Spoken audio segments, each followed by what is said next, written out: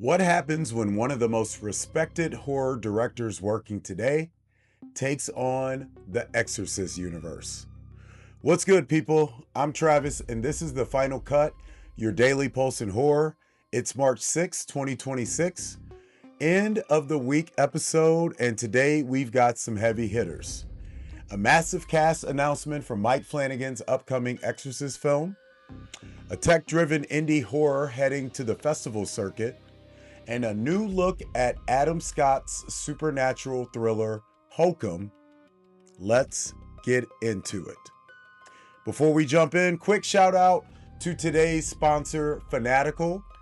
Right now, they've got some great deals running, including, of course, Resident Evil Requiem up to 18% off.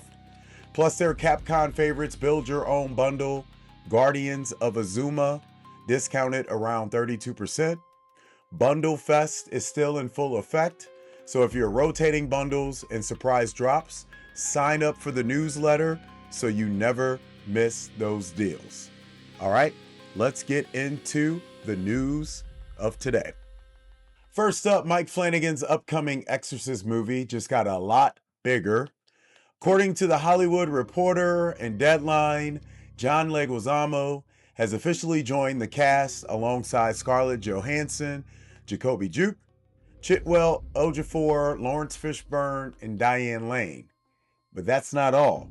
Flanagan has also brought in 11 longtime collaborators, including Raul Kohli, Hamish Linklater, Katie Seigel, Carla Guino, Samantha Sloyan, John Gallagher Jr., Robert Longstreet, Carl Lumbly, Matt Bydel, Benjamin Park, and Gil Bellows.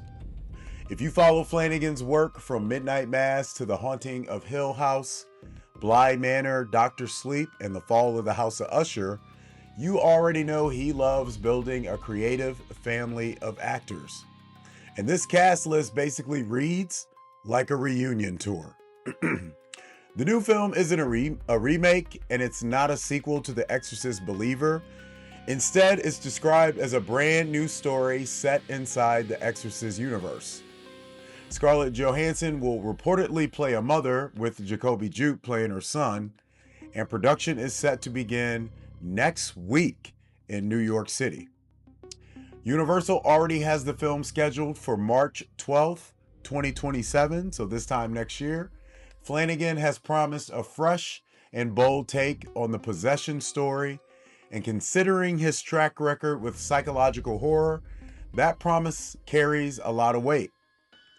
My question for you guys, though, is Mike Flanagan the right filmmaker to bring the Exorcist franchise back to life? Let me know your answers in the comments ahead. Next up, a high-concept indie horror project that blends technology with psychological terror. Bloody Discussing just released the first look at Near Death, a new augmented reality horror film from writer-director Shania Aiden. The story centers on a Silicon Valley engineer who invites his closest friends to a remote mountain cabin to celebrate his 30th birthday. It's your birthday. Go shouty. But the real reason for the trip is a private demo of his latest invention, a revolutionary augmented reality prototype. When the technology begins malfunctioning, reality itself starts to fracture. Perception and illusion blur together, and the group finds themselves trapped inside a nightmare where they can't trust what they see. The film stars Alex McNoll, Olivia Rose Prince, David A. Chang, Del Eswar, Paige Happerman, Harrison Zhu, Ivan Long, and director Shania Aiden says the story grew out of existential fears about technology and morality. Specifically, humanity's obsession with trying to control the one thing we can't escape: death. The film was shot in Lake Tahoe and is currently in post-production as it prepares for a 2026 festival run, so be on the lookout for this one. And honestly, high concept horror built around technology feels like a genre lane that's only going to keep expanding. My question for you guys, what scares you more in horror? Supernatural forces or technology going completely wrong? Let me know your answers in the comments ahead. And finally today, you guys should know by now, Adam Scott is returning to horror. After stepping into the genre with Krampus back in 2015, the Severance star is now headlining the upcoming supernatural thriller, Hokum. The film comes from Damian McCarthy, who previously delivered the creepy slow burn horrors, Caveat, and what blew us away last year or 2 years ago, Oddity. Backed by Neon, Hokum is leaning into the same atmospheric dread that made those films so memorable. Scott plays Oham Baum, a grieving man traveling to a remote Ireland region to spread his parents' ashes. But the quiet rural retreat turns sinister when he realizes the house he's renting might already be occupied. The film stars the one and only Peter Coonan, Austin Emilio, David Wilmot, Will O'Connell, and Florence Ordesh.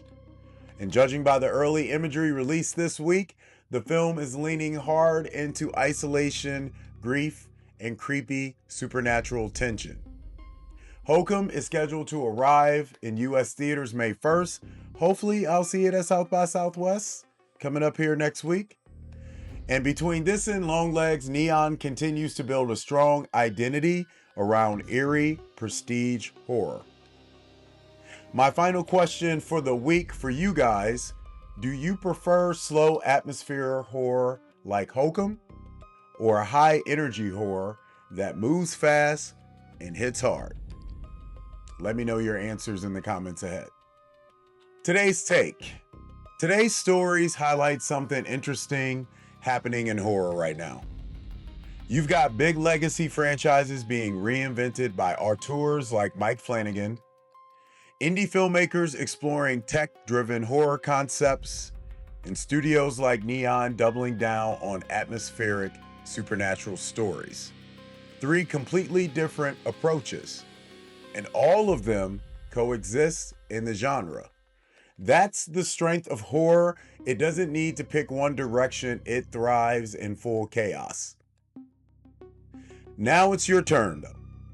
Head over to Spotify, answer today's poll. Which upcoming horror project has you most interested? Mike Flanagan's Exorcist, Near Death, Hokum, maybe something else entirely.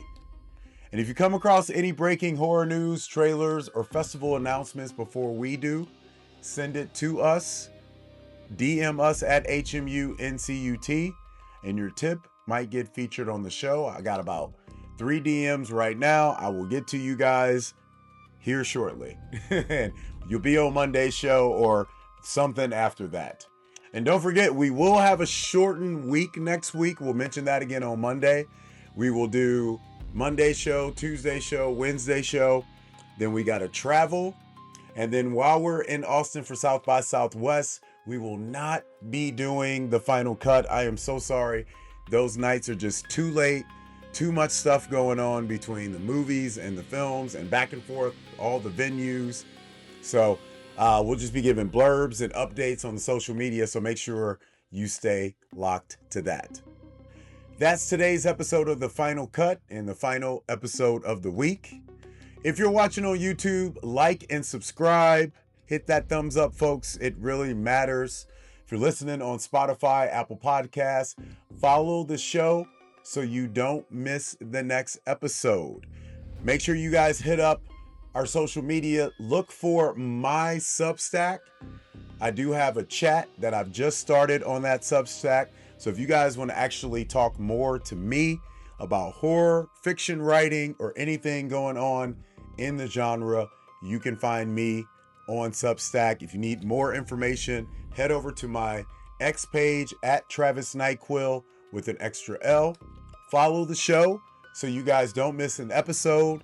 You'll miss me talking about stuff like this. You guys know the drill. I'm Travis. This has been your daily Pulse in Horror. We'll be back next week. More news, more headlines, more South by Southwest coverage. Until then, you guys know the drill. Keep the lights on.